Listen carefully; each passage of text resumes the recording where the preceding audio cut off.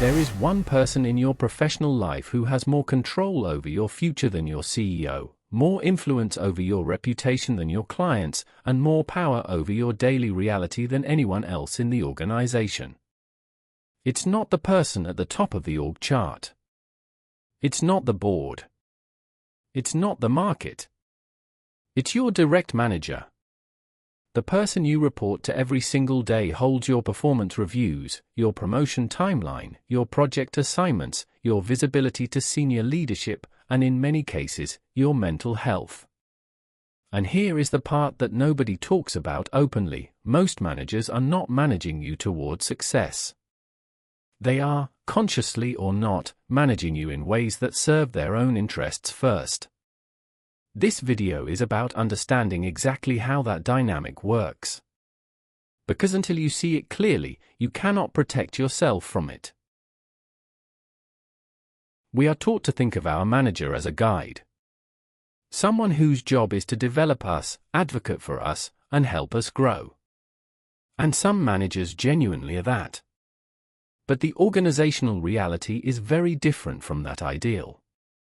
Your manager is also a person with their own career pressures, their own insecurities, their own political relationships to maintain, and their own survival instincts. And when those instincts conflict with your interests, which happens far more often than anyone admits, your interests will almost always lose. Think about the basic structure of the relationship. Your manager controls how your work is described to people above them. They decide which of your achievements gets highlighted and which gets quietly buried. They choose whether to sponsor you for the next opportunity or to keep you exactly where you are because you are too useful to promote. That last point is one of the most common and least discussed career traps in existence. Let's talk about the specific ways your manager becomes a risk to your career. The first is what I call the ceiling effect. This happens when your manager needs you to stay exactly where you are. You're performing well. You know the systems. You handle the work that nobody else wants to deal with.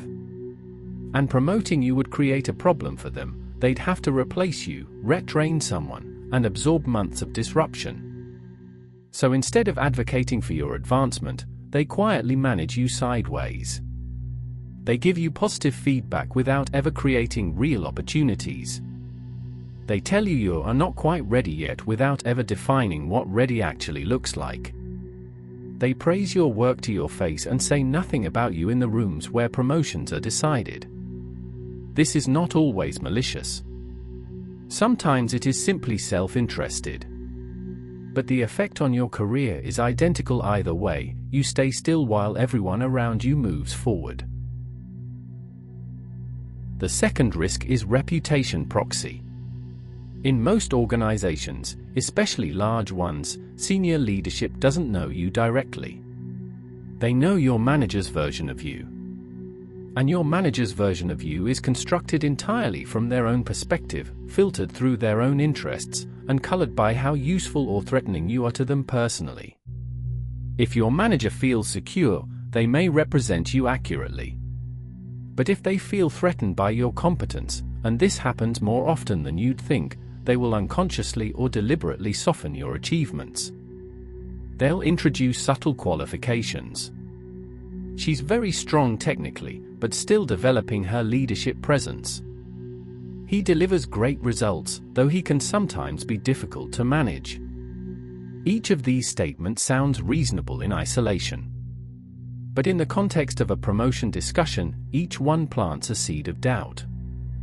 And the person making the decision has no way to verify which version of you is real, because they've never had direct access to your work.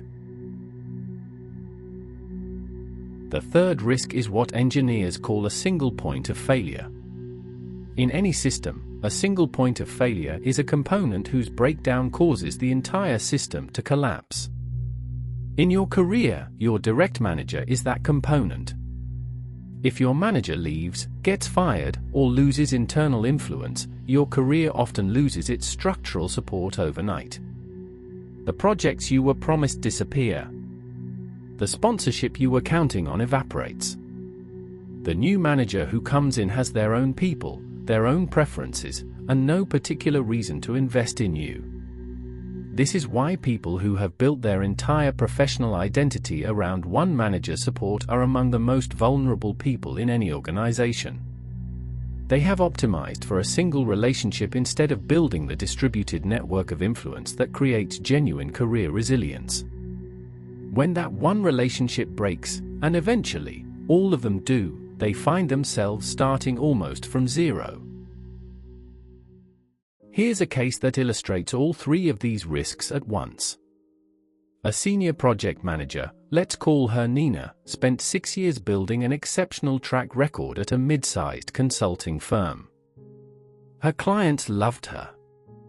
Her project outcomes were consistently strong. She had developed deep expertise that very few people in the organization could replicate. But Nina had made one critical error. She had built her entire career around her relationship with one director, her manager of 5 years, who had always championed her work. When that director was pushed out during a leadership restructuring, Nina's situation changed almost immediately. Her new manager had no context for her contributions, no investment in her trajectory, and, as it became clear over the following months, a preference for promoting people from his own previous team.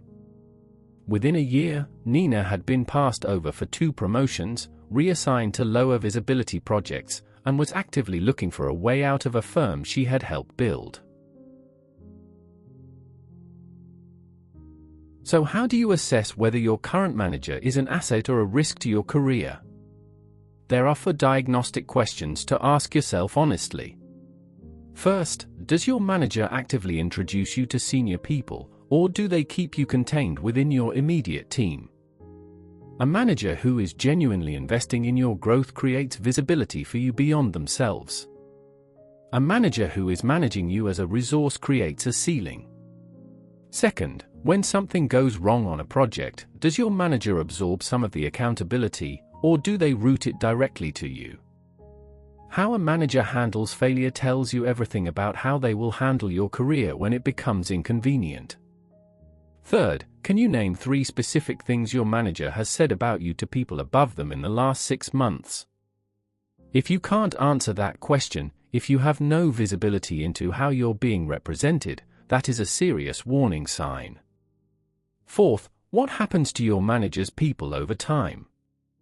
Do they get promoted, move to strong roles, build successful careers? Or do they stagnate, leave frustrated, or quietly disappear?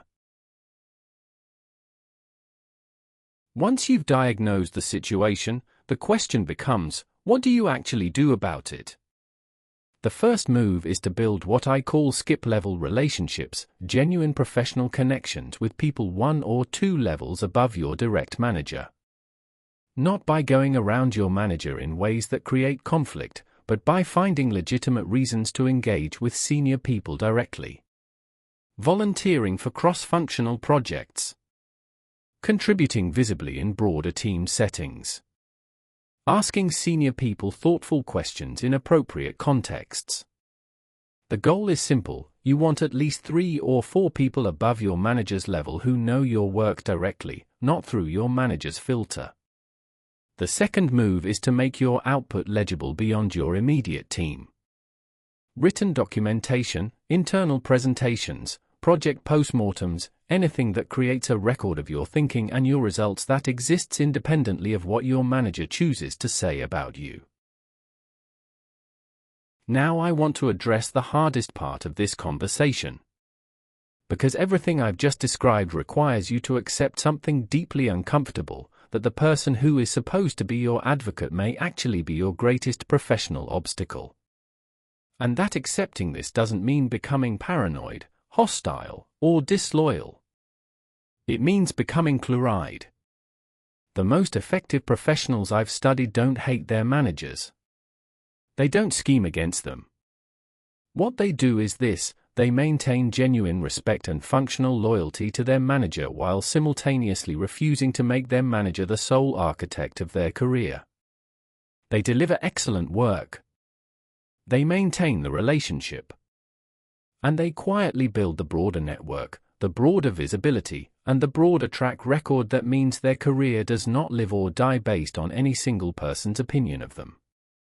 That combination, loyalty without dependency, is one of the most powerful career positions you can occupy. The relationship with your direct manager is the most important and most underestimated risk variable in your professional life. Not the economy. Not the job market. Not your industry. The single human being who controls how you are seen, how you are rewarded, and how much room you have to grow. Most people spend their careers managing up, trying to impress their manager, trying to stay in favor, trying to perform well enough to earn advancement. The professionals who consistently outperform them understand something different. They manage the relationship strategically, without illusions, while building the independence that means they are never fully exposed to any single person's judgment. In our next episode, we're going to examine something even more uncomfortable: why the feedback you receive at work is almost never the full truth, and how to decode what people are actually telling you when they give you a positive review. Subscribe now. Because what you don't know about your own reputation is almost certainly costing you.